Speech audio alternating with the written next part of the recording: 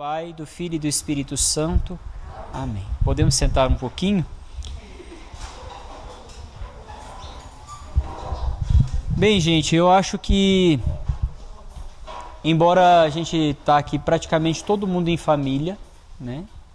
Se não é família, somos amigos bem próximos. Eu acho que esse momento me causa assim uma grande ansiedade, né? Porque é algo que eu sonhei, que eu esperei muito, né? Desde que numa das nossas missões eu tive uma ideia de retomar o curso Tecendo Fio de Ouro, e hoje nós estamos aqui exatamente para isso, né? Para retomar. Muitos de vocês já fizeram o Tecendo Fio de Ouro e vão retomar tantas coisas, né? E para outros que não fizeram e que vão começar a dar alguns passos, né? Então eu tinha preparado hoje começar com a introdução e já começar nos capítulos, né? Para a gente não perder tempo. Mas avaliando, já que algumas pessoas assim deram indícios de que vão participar conosco, eu acho que vale a pena esperá-los, né? Porque um encontro a mais, um encontro a menos não vai fazer muita diferença dentro do montante de encontros que nós vamos ter. Tá certo?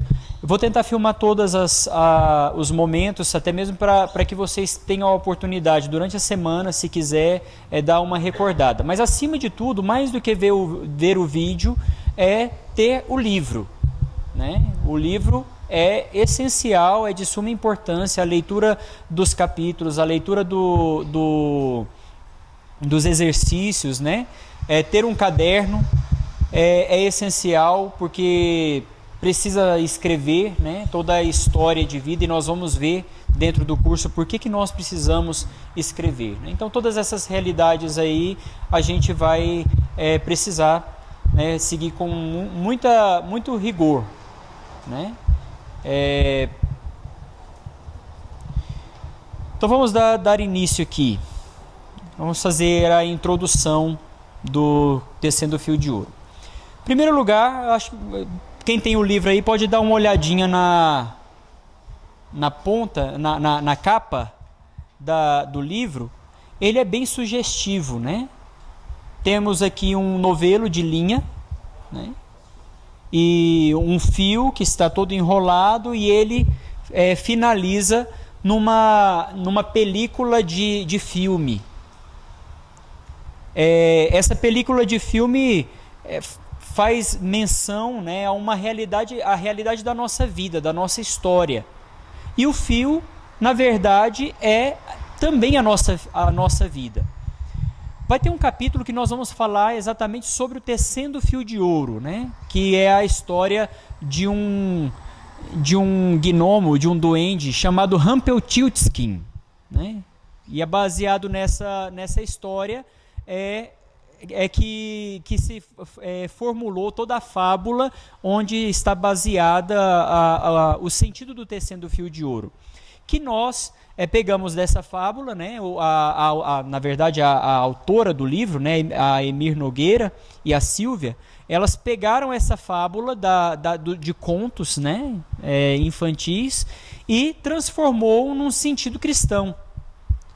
Então o fio, na verdade, a nossa vida muitas vezes está como que um emaranhado, né? Um novelo, às vezes de linha, né, de lã, que ele, com o passar do tempo, ficou tudo confuso, embaraçou, deu nó cego, e às vezes a gente não consegue fazer mais nada com essa linha, né, com esse fio, porque está tudo emaranhado, está tudo bagunçado. Então, quando a gente, não sei se vocês já passaram pela experiência de desenrolar um fio, né, de tirar os nós, não é um trabalho muito fácil, principalmente quando dá um nó cego, fica muito difícil de tirar, né? Qual é o princípio, né? Aquilo que é necessário para que a gente possa desfazer os nós de um novelo que está todo emaranhado? Qual é a primeira coisa que a gente precisa fazer? Ter paciência? Sim, é uma virtude. Achar a ponta. Se a gente não acha a ponta, não tem jeito de começar a fazer desfazer os nós do emaranhado. Então a primeira coisa que nós precisamos fazer é achar a ponta. E é necessário que nós façamos alguns exercícios para poder achar a ponta da nossa vida, né? Saber de onde nós viemos, por que estamos aqui, qual é a nossa origem, qual é o nosso fim. E aí, quando nós entendemos todas essas coisas, fica mais fácil de chegar ao nosso objetivo, ao nosso ponto central, o ponto central da nossa vida.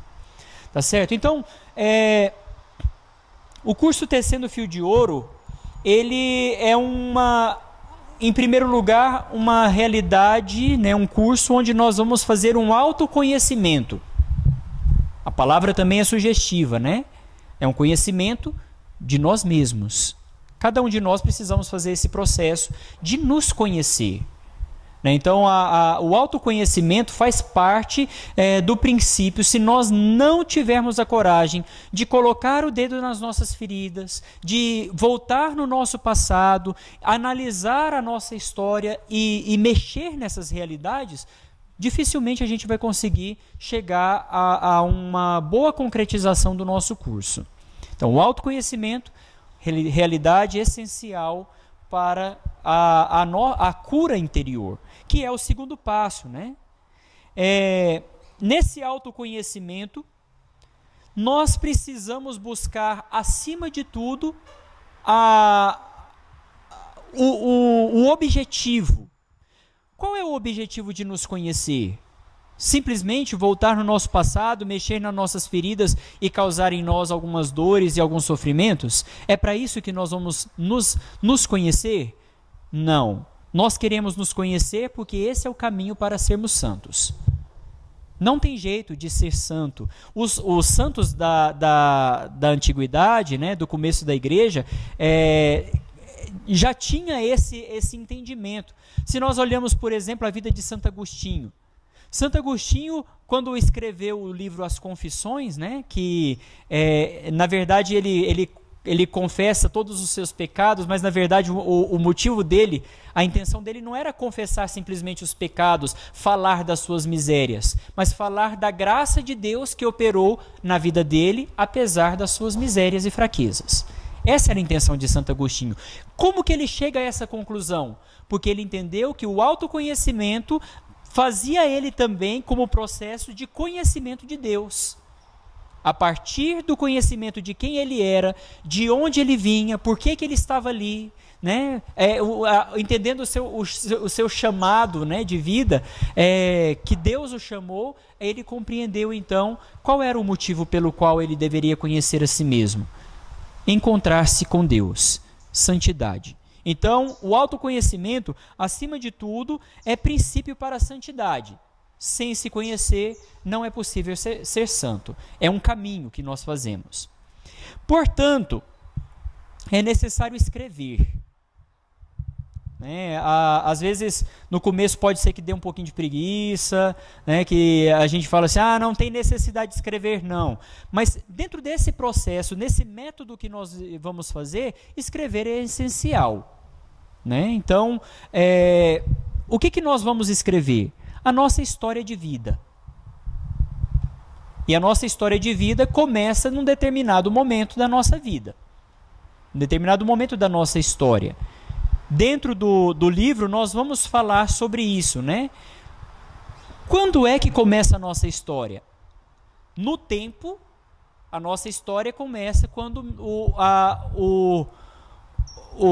pela união conjugal dos nossos pais, fecundou o óvulo e Deus criou a nossa alma. No tempo, né, na realidade do tempo, do espaço e do tempo, a nossa história começa quando nós fomos concebidos no ventre da nossa mãe. Só que a nossa existência é anterior a isso. Antes que existíssemos, estávamos no coração de Deus, no pensamento de Deus, nos projetos de Deus, porque Deus já pensava em nossa vida antes mesmo de que nós fôssemos criados. Então, se a gente for pensar, né, qual é a nossa origem? O coração de Deus. Nascemos de Deus. Nós vamos dedicar um capítulo do livro para falar sobre isso também. Tá bom? Então, escrever a história da salvação nos faz memória da história do povo de Deus. né? Se a gente pensa, como que surgiu o mundo? No princípio era o verbo estava com Deus e Deus disse, faça-se a luz, e a luz foi feita. No segundo dia aconteceu tal coisa, no terceiro dia, no sexto dia, Deus criou o homem à sua imagem e semelhança. Está tudo escrito lá na Bíblia, e esses relatos da história de salvação, passando por Adão e Eva, passando por Noé, passando por Abraão, Moisés, os profetas, os reis, né? E todo o percurso até chegar em Jesus, toda essa linha do tempo onde a história do povo de Deus foi escrita, nos mostra a história de salvação que Deus fez na vida do seu povo. Só que a história de salvação não se dá simplesmente numa realidade de conjunto, né? Ela também se dá na história e na vida pessoal, individual de cada um de nós. Assim como a história da humanidade existe uma história de salvação, a minha história, a minha vida também tem uma história de salvação. A sua vida também tem uma história de salvação. Tá certo? Então isso é muito importante. Por que é importante escrever? Para que a gente faça memória, né, da nossa vida. Retomemos a nossa infância. Ah, padre, mas eu não consigo lembrar muito bem como que era a minha infância, não consigo lembrar os detalhes. A gente não precisa ficar como se fosse uma fixação, né, nessas realidades. Nós não precisamos ficar nos forçando a lembrar. Deixe que as coisas aconteçam naturalmente. Né? As lembranças virão, muitas vezes nós, pela psicologia, nós sabemos, né? Muitas vezes nós bloqueamos algumas realidades da nossa mente porque nós não queremos sofrer. Mas se é feito à luz de Deus, à luz do Espírito Santo, à luz da oração, da palavra de Deus, todas essas realidades se tornam mais fáceis e possíveis. Tá certo? Então, uma coisa importante é se abrir, né? Clamar o Espírito Santo e se abrir para que Deus possa lembrar você aquilo que é necessário ser lembrado. E aquilo que for lembrado, escrito, para que você possa, então, fazer memória disso durante o processo do curso. Segundo ponto importante, se o primeiro ponto era o autoconhecimento, né, para se chegar à santidade, segundo ponto importante, cura interior. Precisamos ser curados. Agora, a gente poderia se perguntar, né? Por que nós precisamos ser curados? Em primeiro lugar, a gente poderia pensar assim, não, eu preciso ser curado porque eu preciso me sentir bem. Eu preciso ser curado porque eu preciso experimentar a liberdade de não ficar preso às minhas feridas. A cura interior não serve para isso. Eu não sou curado para me sentir bem. Eu não posso fazer de Deus um supermercado onde eu alcanço lá na prateleira a cura que eu preciso, a graça que eu preciso, simplesmente para satisfazer uma necessidade de estar bem. Nós não somos curados por causa do sentir bem, mas porque a cura é, em primeiro lugar, um dom. Ninguém é merecedor da cura, poderíamos dizer. Se a gente entender isso, fica mais fácil, né? Nós não somos merecedores da cura. Em primeiro lugar, a cura que Deus vai realizar, e eu tenho certeza que Ele vai realizar muitas curas na nossa vida, é porque Ele quer nos dar um dom. Ser curado também para ser dom para o outro. Olha que interessante, recebemos a cura de Deus como dom. Quando somos curados, nós nos tornamos um dom total da nossa vida para Deus e dom total da nossa vida para o outro.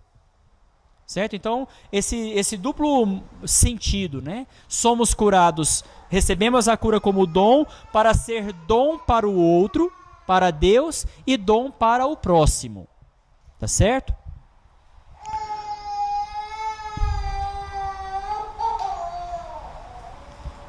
Primeiro passo, então, para a gente recordar, o autoconhecimento como caminho para a santidade e a cura interior como meio de amar melhor a Deus e aos irmãos e à igreja. Pegaram isso? É importante esse entendimento, né?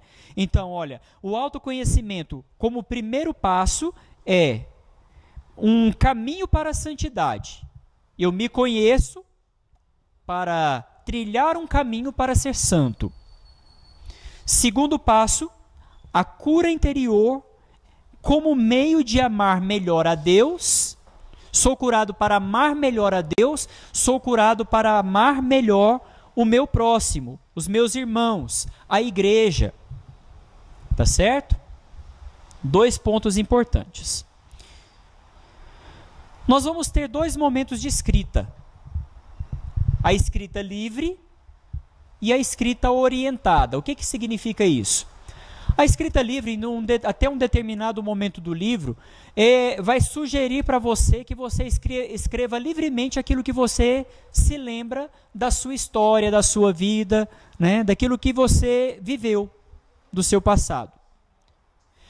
A partir de um determinado momento do livro, né, do curso, o livro vai sugerir para você uma escrita orientada, com perguntas, com indicações, e aí vai facilitar um pouco. Só que, para chegar na escrita orientada, eu primeiro preciso passar pela escrita livre. Né? Sem passar pela escrita livre, nós não estamos aptos a passar para a escrita orientada, porque nós não podemos simplesmente... o que acontece? Dentro dessa escrita orientada, se ela não for feita direito, nós temos a chance negativa, né? uma grande chance de ficar realçando os nossos traumas. E essa aqui não é a intenção. Né? Nós não podemos fazer da nossa história, do nosso passado, uma história que me transforma no super trauminha. O que vem a ser o super trauminha? Super trauminha é aquela pessoa que, ao analisar a sua história, a sua vida, ela só consegue perceber as coisas ruins. E aí começa a falar, eu sou assim porque quando eu era criança aconteceu tal coisa na minha vida. Eu faço isso porque não dou conta de fazer aquilo outro, porque aconteceu tal coisa na minha vida no passado. E aí fica realçando os traumas. E aí a gente chama essa pessoa de super trauminha. Né? Nós vamos tirar de lado o super trauminha. Nós vamos realçar aqui somente as coisas que são necessárias que a gente possa lembrar e aprofundar para que sejamos curados, com o objetivo de ser santo, com o objetivo de ser curado para amar melhor a Deus e amar melhor o nosso próximo. Tá certo? Então, a escrita orientada, se ela não for bem analisada, a gente acaba fazendo da nossa história de vida um realce somente dos traumas, e não é essa a intenção, tá certo? Primeiro vamos fazer a escrita livre, e aí vocês já podem começar nessa semana a tudo que vocês lembrarem, tudo, escrevam, começam a escrever, né? Anda com um papelzinho no bolso, com uma caneta, lembrou de uma palavra, anota, chegou em casa na oração, escrevam, né? Anotem, escrevam a história de vida de vocês, porque isso é muito importante, tá ok?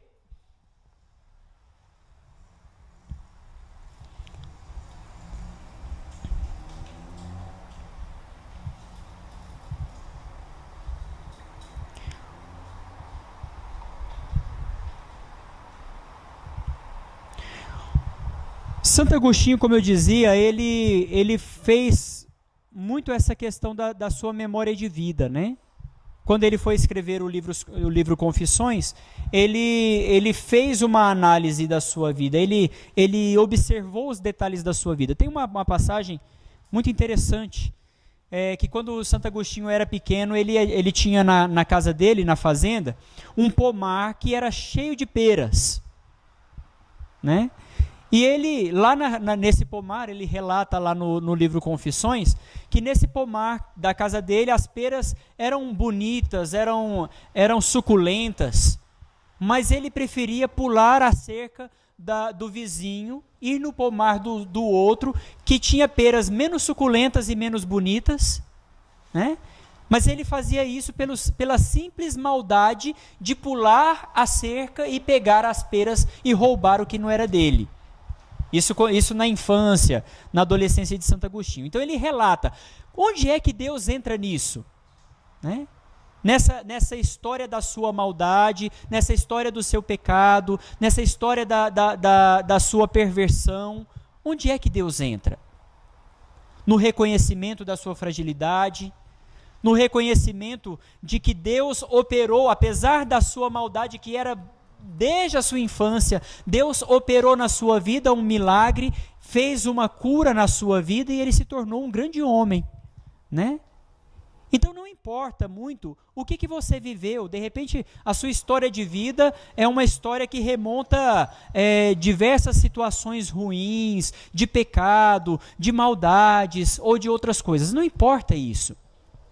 É importante que você tenha presente quem você é através da sua história. Sem querer apagar como se fosse com uma borracha, né? Não, essa parte da minha história eu vou apagar da minha memória, porque não compensa realçar, né, essa realidade do meu sofrimento, do meu pecado.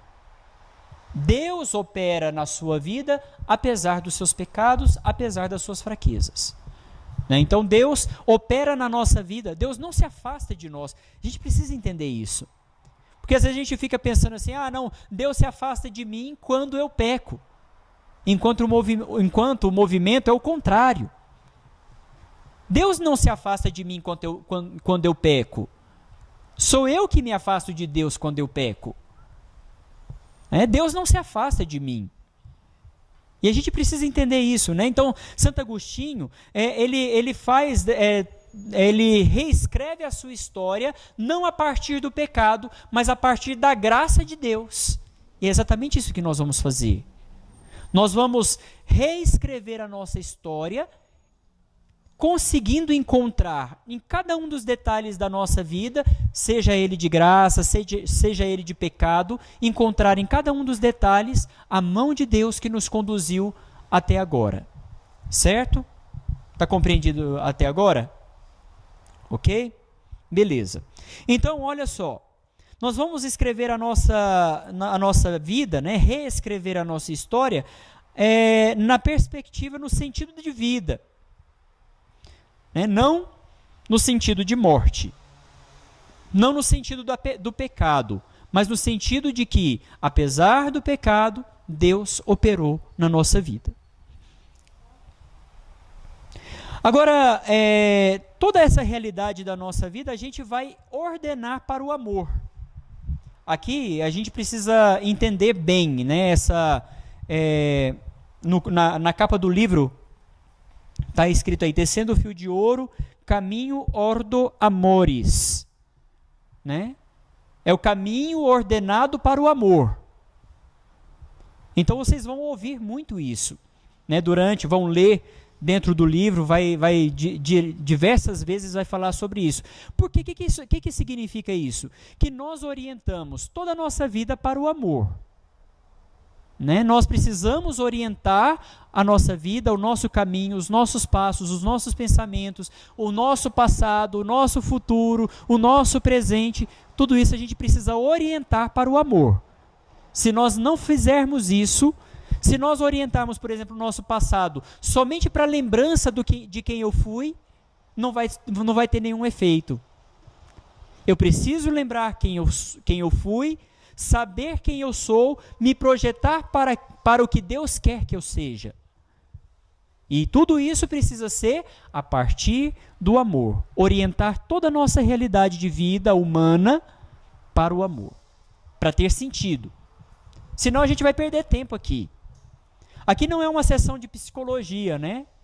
Aqui não é um psicólogo lá que está de costa para você, que você está de costa para ele, você deitado num divã e ele está te fazendo uma análise de tudo que você fala para ele. Aqui não é. Não é uma sessão de psicologia. Não é para realçar simplesmente as realidades do passado por si só. Né? Mas para orientar todas essas realidades para o amor e para a santidade. Então, olha só, para que a gente possa ordenar tudo para o amor, é necessário fazer a memória amores, ou seja, a memória do amor, na minha história, como é que Deus me amou para que eu estivesse aqui hoje, né? E também fazer o ordo amores. E como que a gente faz o ordo amores? Se a memória do amor é viver essa memória do nosso passado orientando para o amor, o ordo amores é tudo colocar na perspectiva do amor. Ou seja, o passado dentro da realidade do amor de Deus e os nossos projetos de futuro dentro da realidade do amor de Deus, dos planos de Deus. Para isso é necessário viver bem a realidade do amor no hoje. É necessário amar hoje, como Deus quer que nós amemos. Tá certo? Olha só. Dentro desse livro, eu não vou aprofundar muito nisso, porque é um pouquinho mais complexo. Mas nós vamos encontrar, dentro do livro Tecendo Fio de Ouro, duas realidades importantes para o nosso curso. Uma delas é a tradição da igreja. Nós vamos encontrar na Sagrada Escritura, nós vamos encontrar nos nos padres da igreja, por exemplo, Santo Agostinho, né? Que com a palavra de Deus, Santo Agostinho orava, né? A oração de Santo Agostinho era baseada na palavra, era baseada na tradição da igreja. Então nós vamos encontrar muito aqui tradição, nós vamos encontrar palavra de Deus. E nós vamos encontrar também um ramo da psicologia chamada de logoterapia. Não é psicanálise de Freud, né? Não é nenhum outro tipo de abordagem psicológica, mas uma abordagem de um psicólogo chamado Viktor Frankl, que desenvolveu uma terapia a partir da ordo amores, né? A partir dessa realidade onde a gente analisa a nossa vida no nosso passado e ordena, né, leva tudo isso para a realização do amor. Tá certo? Então, baseado, essa ordo amores, né, é baseado na logoterapia de Viktor Frankl. Então, vocês vão encontrar muitas citações, né, de Viktor Frankl dentro do livro. Também uma outra pessoa que pega essa mesma abordagem da logoterapia, um padre chamado Amadeu Cintini. Né? No ano de 2006, eu morei lá em Roma, e um dos professores, nós ficamos uma semana num retiro, num convento fechado, todos os religiosos que estavam lá, ficamos fechados, né, nesse convento, e tendo palestras do Amadeu Cintini. Né? Então ele é um especialista dentro dessa logoterapia, né? Doutor, mestre, acho que deve ser doutor, se não me engano, talvez até PhD dentro dessa abordagem psicológica, né? Da logoterapia. E ele é especialista na vida consagrada. Então, naquela época, quando eu era religioso, né, quando eu era da vida consagrada, eu fiz um curso de formador na vida consagrada, tive aula com o Amadeu Cintini. Vocês vão encontrar muitas citações do Amadeu Cintini aqui dentro desse livro. Fantástico, o cara entende, ele é um padre, né? Ele entende muito, né, dessa abordagem dentro da psicologia, e dentro da igreja, a abordagem mais aceita dentro da psicologia é a logoterapia. Tá certo? Então, assim, infelizmente é uma abordagem pouco conhecida, né? Mas quando um padre, um bispo indica uma terapia, geralmente essa é a mais indicada, né? Porque não é simplesmente para analisar o passado, né? Mas para ordenar o passado para o amor de Deus. Certo? Tem uma eficácia muito grande. Vocês vão fazer isso de maneira contínua dentro do curso Tecendo Fio de Ouro. Nós precisamos entender que o nosso passado ele não está fechado. É uma coisa muito importante. Porque se fosse uma coisa concluída, fechada, a gente poderia dizer assim, não, eu sou assim porque a minha história, a minha vida me fez ser assim. Aí entra aquele ditado que eu não acredito, né? Que diz que pau que nasce torto morre torto. Eu não acredito nisso. Primeiro porque nós não somos pau, né? Nós somos pessoas. E segundo porque Deus é capaz de mudar sim a nossa realidade humana hoje, a partir da nossa história reordenada para o amor. Deus é capaz. Por isso a cura interior, por isso o autoconhecimento. Tá ok? Vocês estão conseguindo ouvir bem, beleza? Direitinho? Tá. Então, olha só, o nosso passado, ele é inconcluso, ou seja, ele não está concluído. Ele não é um passado fechado, congelado, que não possa ser descongelado. Vai ter um capítulo que nós vamos falar sobre isso, né? Nós não temos uma vida congelada no passado, que a nossa vida é como um rio que corre. Deve ser como um rio que corre. Aqui nós não temos essa experiência porque nós não chegamos a uma temperatura tão baixa, né? Mas quando a temperatura é muito baixa, o rio congela por cima. O rio fica parado. E o que é necessário fazer para descongelar? Meter uma lança, e meter a lança no gelo causa dor. Ou seja, a gente precisa às vezes meter uma lança dentro do nosso passado congelado, porque às vezes a gente fala assim, eu sou assim porque a minha vida, a minha história me fez assim e não tem jeito de mudar. Congelamos o nosso passado. E nós muitas vezes congelamos o nosso passado. Não sei se vocês já perceberam de pessoas que estão lá com seus 60 anos e se vestem como uma menina de 15 anos. Já viu? Tem pessoas que congelaram o passado na sua característica, na parte externa, né, de viver a sua realidade humana. Né? Pessoas que não conseguem, por exemplo, se relacionar bem com as outras pessoas porque tem atitudes de criança, atitudes infantis. Né? E essas atitudes infantis não correspondem com uma pessoa de 25 anos, com uma pessoa de 30 anos, com uma pessoa de 40 anos. Né? Então nós precisamos descongelar o nosso passado para que a criança fique lá no passado, né?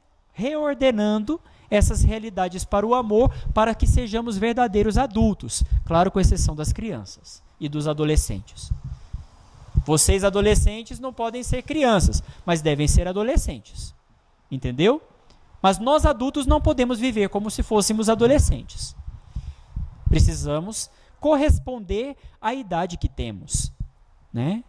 Corresponder, e não é fisicamente que eu estou dizendo, né? Porque aí isso depende, é até melhor fisicamente que nós tenhamos uma vitalidade como uma criança. Se a gente conseguir, melhor. Mas eu estou falando da nossa maturidade, né, intelectual, da nossa maturidade afetiva. Né? Nós precisamos viver correspondendo à idade que temos. Tá certo? Nós não podemos, por exemplo, exigir do Breno, né, do Vitor, do Guilherme, que eles tenham a atitude que nós temos como adultos. Seria também uma coisa ruim. Né? Eles têm a idade deles, devem corresponder as atitudes deles devem corresponder com a idade que eles têm. Tá certo? Mas também para nós a exigência. Nós não podemos ter a mesma atitude que eles diante de uma realidade onde demanda para nós uma decisão, uma escolha, uma vivência que é da nossa própria idade, porque somos adultos. Tá certo? Uma coisa que a gente precisa entender também, que é muito importante, né? A única coisa que nós temos na nossa vida é o nosso passado. A única coisa de concreto. O futuro a gente não sabe.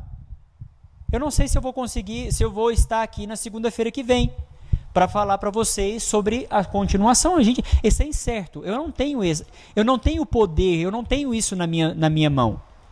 O meu presente está em construção, e a partir do momento em que eu falei o agora, ele já se tornou passado. Então a única coisa que nós temos mesmo de concreto é o nosso passado. Portanto, para que nós possamos viver bem e projetar o futuro, viver bem hoje e projetar o nosso futuro, é necessário ordenar a nossa memória para o amor. Ordenar a nossa vida, a nossa história para o amor. Se nós não formos curados da nossa vida, do nosso passado, dos nossos traumas, a gente não consegue projetar para o futuro algo que é bom. Não conseguiremos ser santos. Né? Não conseguiremos entender a vontade de Deus. Obedecer à vontade de Deus. A gente não vai conseguir. Tá certo?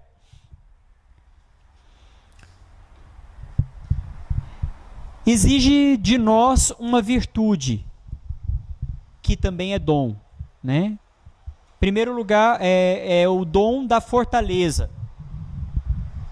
O dom da coragem. É necessário que a gente tenha coragem de olhar para a nossa história.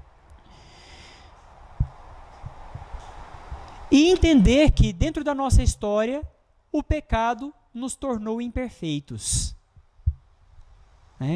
A começar do pecado de Adão e Eva, que trouxe para nós as consequências do pecado, né, que é o pecado original, a concupiscência, essa inclinação para o mal. A gente precisa entender.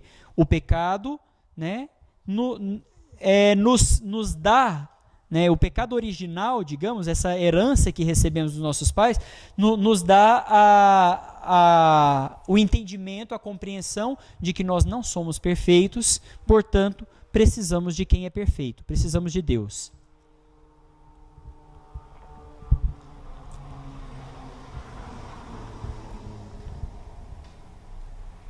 Nós pensamos muitas vezes que nós só vamos ter valor diante de Deus se a gente for perfeito. A gente tem essa falsa ilusão. Hoje na homilia, lá na paróquia universitária, eu falava exatamente isso.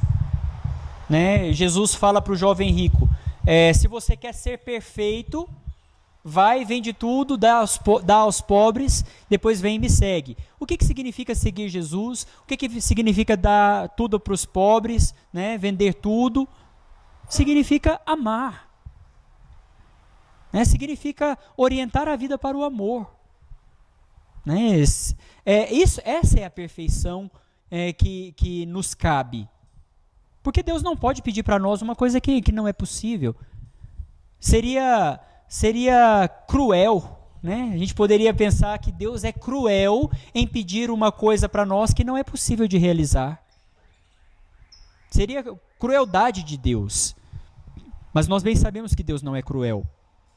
Nós bem sabemos que Deus é amor, né? Está escrito isso lá na palavra de Deus, na Bíblia, está escrito, Deus é amor, portanto Ele não pode ser cruel. Então, como é que Deus nos pede a perfeição? Através do amor, tá certo? A nossa falsa ilusão é achar que nós vamos conseguir chegar algum dia a não errar mais, ser perfeito em tudo, conhecer todas as coisas, saber tudo. Isso é ilusão, isso é falso. Nós não podemos, tá certo? No céu, nós não pecaremos mais.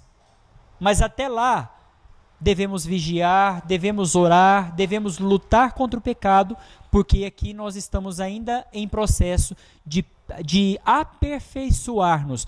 Eu não gosto muito dessa palavra porque dá esse sentido, né? De não errar, mas de nos santificar. Estamos no processo de santificação. Estamos no processo de nos tornar verdadeiros homens e mulheres à estatura de Cristo, como São Paulo fala, né? A estatura de Cristo, ou seja, na altura da maturidade humana de Cristo.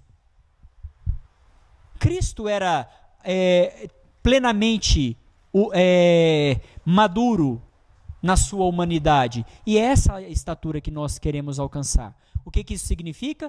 Santidade. Sinônimo de quê? De amor. Santidade, meus irmãos, é isso.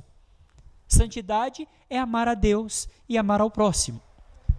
É o que o Tecendo Fio de Ouro vai nos ajudar a viver. Nós precisamos, então, da ajuda do Espírito Santo. Sem o Espírito Santo, nós não sabemos fazer o que tem que ser feito, né? O que deve ser feito. Precisamos do Espírito Santo. No livro de vocês, na página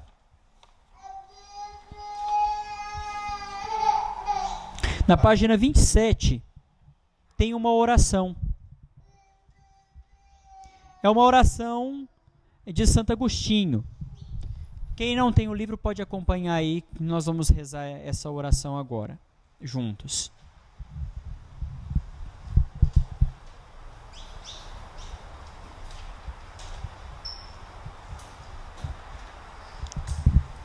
Eu te invoco, meu Deus, misericórdia minha, que me criaste e não te esqueceste daquele que se esqueceu de ti. Eu te chamo a minha alma, que preparas para te receber. Não desampares aquele que te invoca, tu que te antecipaste antes que te invocasse. Vive sempre junto a ti o nosso bem. Retornemos a ti, Senhor, pois tu mesmo és o bem. E não receamos não mais encontrar o lugar de onde caímos, pois em nossa ausência não se destrói a nossa casa, que é a tua eternidade. Amém.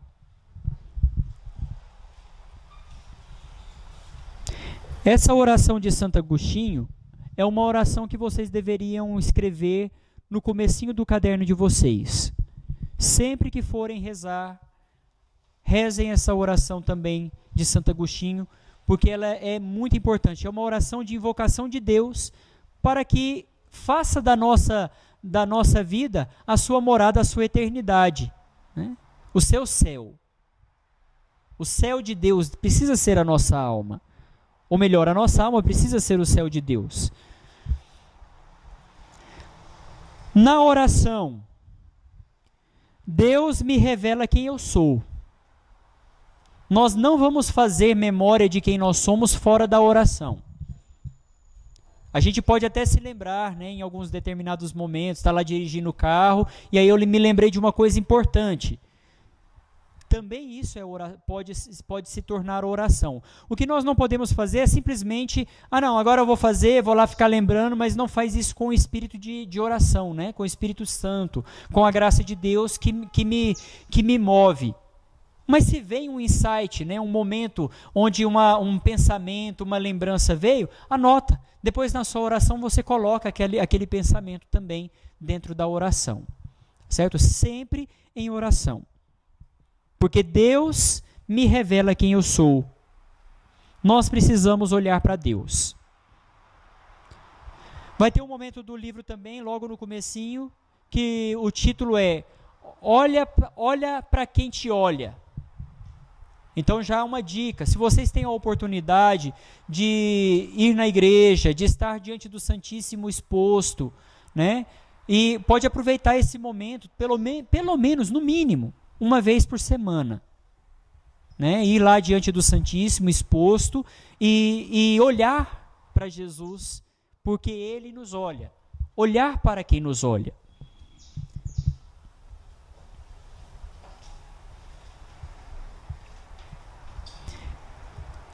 Não só rezar, né? Não só verbalizar a nossa oração. É necessário também escrever a oração. Né? O que Deus falou para você naquela oração? Né?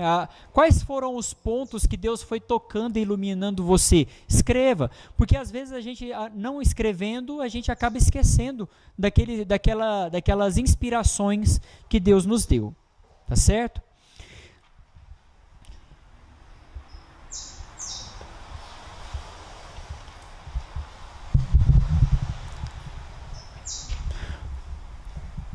O que nós esperamos desse roteiro? Atingir a estatura de Cristo. Esse é o objetivo. Tá certo? O que nós queremos desse roteiro, que é o Tecendo Fio de Ouro? Alcançar, atingir a estatura de Cristo.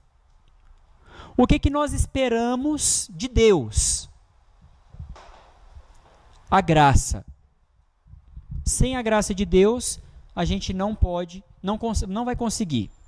Então, a gente espera do roteiro atingir a estatura de Cristo, espera de Deus a graça. Nós esperamos de você, né? Eu, na verdade, espero de você o quê?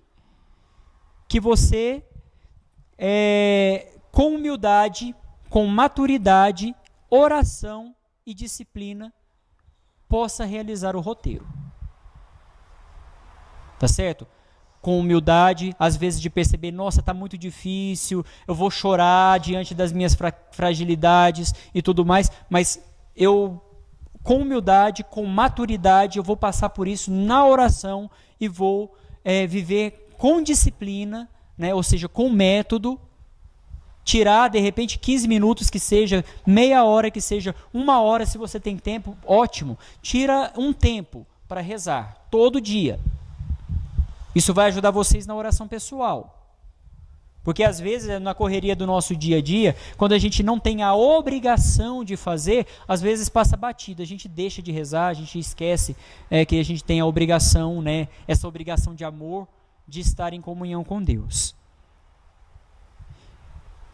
E dessas 3 coisas juntas, né, do roteiro, de Deus e de você, do conjunto dos 3, espera-se todos os resultados melhores possíveis.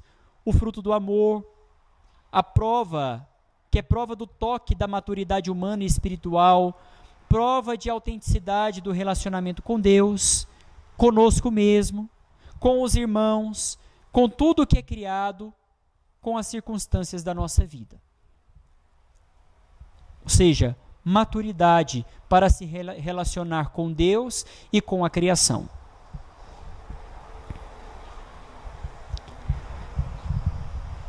Aí é que fala também, né, dentro dessa introdução, é um roteiro, é uma história, é de salvação, é pessoal, é projeto de vida, né? E todas essas realidades, né? Porque o roteiro para a história de salvação pessoal é um projeto de vida para nós. É um roteiro porque segue o método, né? É história porque nós vamos basear toda a nossa história de vida na história da salvação que está lá na Bíblia. Não é uma coisa solta, eu estou dentro da Bíblia. Eu preciso entender que eu faço parte dessa Sagrada Escritura. A minha vida está lá também. Porque a minha vida foi recapitulada em Cristo. Você sabe o que significa isso? Recapitular, que São Paulo fala, né? Que Cristo, Deus recapitulou todas as coisas em Cristo. Você sabe o que significa? Já viram como que eram aqueles livros antigamente, os pergaminhos? Eles tinham uma madeirinha de um lado e do outro. Então, conforme a pessoa ia lendo, né, fazendo esse movimento, ia fazendo a leitura do livro, ele ficava, o fim ficava no começo, né? Para ler de novo o livro, era necessário recapitular. Eles pegavam de novo a madeirinha e aí enrolando de novo o livro, e toda a história que estava naquele livro ia passando pelo recapitulador. E aí ele voltava para o início de novo. Hoje não, hoje o livro começa aqui. Se eu termino o livro, quero começar de novo, eu volto para a primeira página. Lá era com o capitulador. Jesus é aquele que dá o sentido a toda a história da Sagrada Escritura. Desde o Gênesis até o Apocalipse. Quem é o centro da Bíblia? Cristo, porque Ele é a palavra. Então é Ele que dá sentido. Também Cristo precisa ser o recapitulador da nossa história. Cristo precisa passar, ou melhor, a nossa história precisa passar toda por Cristo, para que ela tenha sentido. Para que ela possa ser curada. Nossa vida possa ser curada, para que a gente possa alcançar a maturidade de Cristo, tá certo? Então ela é uma história de salvação na perspectiva da fé, né? Nós assim como o povo de Deus foi salvo, também somos salvos, porque a nossa vida faz parte da história de salvação. Ela é pessoal porque Deus quer agir na sua vida. Não numa realidade, nesse sentido, não numa realidade conjunta, de um aglomerado, mas na sua vida pessoal. Então ela é pessoal. É um projeto, porque além de tudo nós vamos fazer o que nós chamamos de projeto de vida pessoal. A abreviação no livro, né, para projeto de vida pessoal é PVP. Então toda vez que estiver escrito lá no livro, PVP significa projeto de vida pessoal. Nosso futuro. O que Deus pensa para mim? O que Deus quer para mim? Dentro da minha vocação, dentro da minha profissão, né? Dentro daquilo que eu anseio. Né? Então, toda essa coisa. É projeto porque nós vamos, baseado na vontade de Deus, vamos projetar para o futuro. É um projeto de vida, né, porque nós queremos, na luta do nosso dia a dia, viver a realidade de encontrarmos com Deus de maneira definitiva no céu. E aí, para isso, eu já estou quase terminando, aí só falta isso e eu já termino. Precisamos de algumas coisas importantes. Primeira coisa, a realização de tudo isso é responsabilidade sua, não minha. Tá certo? Eu não vou estar na casa de vocês, na oração pessoal de vocês, dizendo, olha, você tem que rezar agora. Você lembrou de uma coisa? Tem que escrever. Eu não vou estar lá. É responsabilidade inteira sua. O roteiro é seu. A profundidade disso aqui só vai acontecer se você se dedicar. Tá bom? Segunda coisa, deverá fazê-lo por escrito. Essa é uma condição essencial. Tem alguns motivos, né? Quando a gente escreve, a gente absorve muito mais. Quando a gente... A escrita, ela nos força a ser mais claros, né? E concretos naquilo que a gente vai falar. Por quê? Porque, suponhamos, se eu falo uma coisa, bem, falei, a coisa passou. Agora está sendo registrado, né, pela filmadora, mas falei, passou. A partir do momento em que as ondas sonoras que se propagaram, chegaram a uma distância, já não existe mais esse som presente. Então passou. Mas quando eu escrevo, a coisa perdura. Né? Então, quando eu escrevo, eu preciso ser concreto, eu preciso ser claro naquilo que eu estou escrevendo. Isso me força a ter mais clareza. Isso é bom para nós.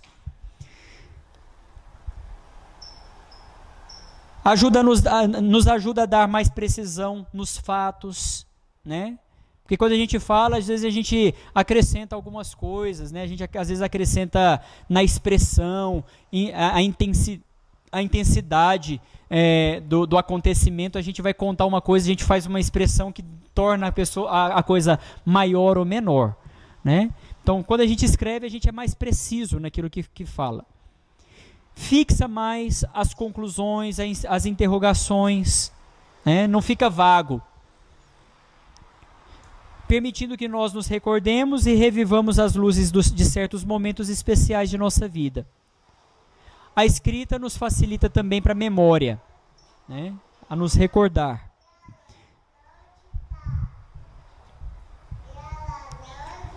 Terceira coisa, que deve ser feito tudo isso em oração. Tá certo? Como eu disse, se nós fizermos tudo isso sem oração, é a mesma coisa de estar fazendo uma terapia com psicólogo. E não é esse o objetivo. Fazer em oração. Olha só. Uma coisa importante. Não pular etapas.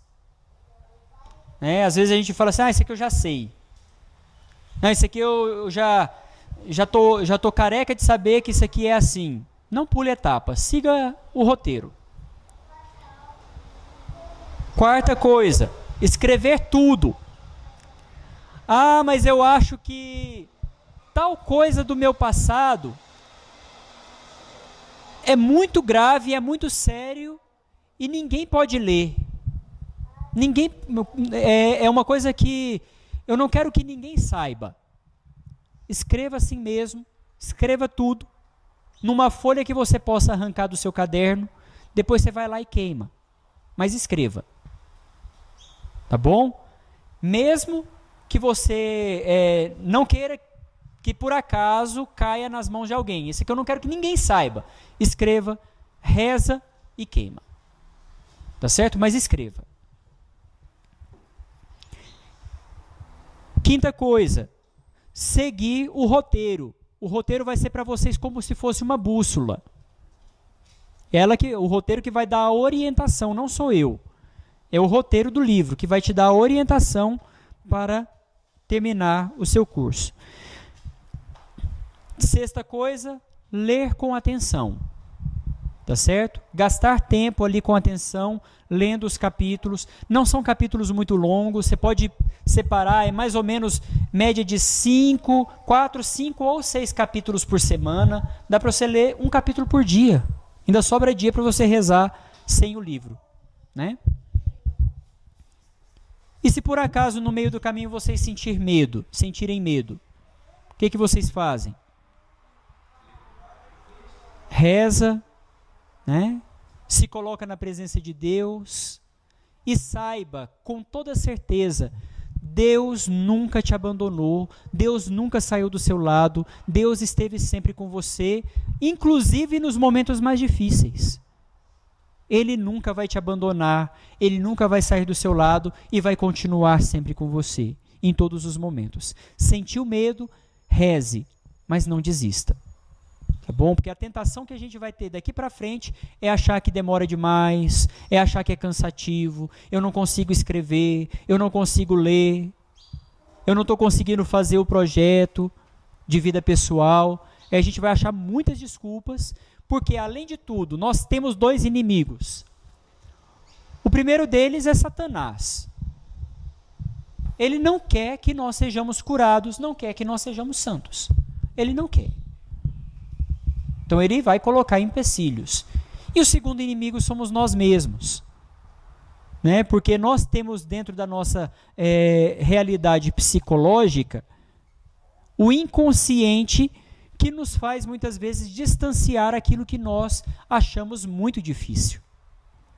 Aquilo que nos traz medo, que nos traz angústia. Então a tendência é falar, não vou mexer nesse ponto aqui não, porque quando eu mexo nisso aqui vai doer. Aí a gente muitas vezes pensa em desistir. Lembre-se que Deus está com você. Você está em oração e é vontade de Deus. Perseverança, né, é a palavra final para esse dia de hoje. Glória ao Pai, ao Filho e ao Espírito Santo. O Senhor esteja convosco. Abençoe-vos o Deus Todo-Poderoso, Pai e Filho e Espírito Santo.